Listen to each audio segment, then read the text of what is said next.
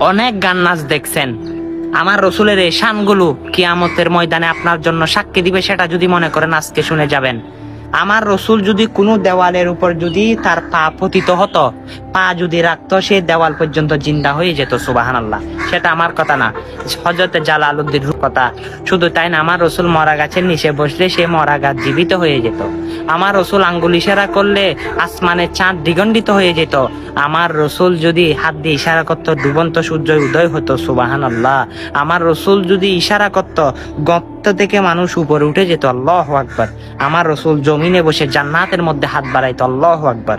সেটা আমার নবী, যার নাম দিয়েছে সিরাজুম মুনীর, রাহমাতাল লিল আলামিন।